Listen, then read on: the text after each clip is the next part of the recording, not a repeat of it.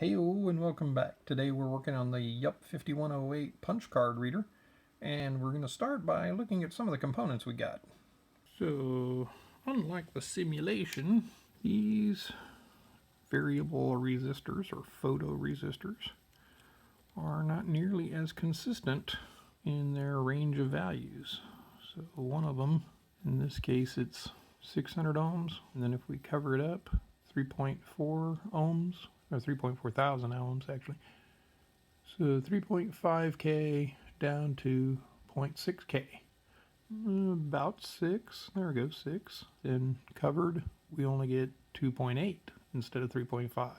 So the very nature of a light sensor anyway is, it's not a 1 or a 0, it's not an on or off.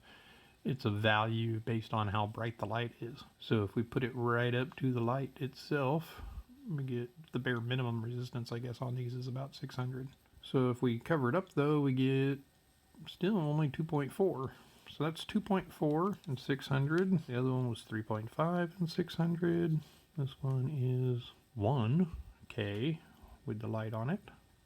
And then covered is 7.5, 7K to 1.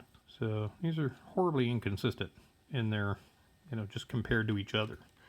Never mind, having to match each one of them with an appropriate other value in order for it to register as a clean 1 or 0. So what we're going to have to do is, instead of hooking it up to the digital inputs like we did in the simulation, we're going to hook these up to the analog inputs. And the analog inputs will convert these values. The change in resistance will change the value in volts. That analog signal will then be converted into some number.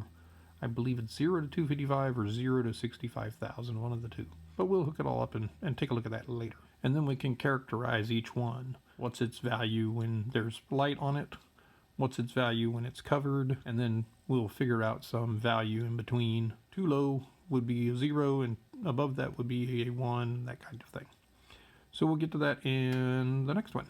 Thanks. And if you'd like to continue seeing this kind of content, be sure to like and subscribe and so forth, and we'll be able to bring you more.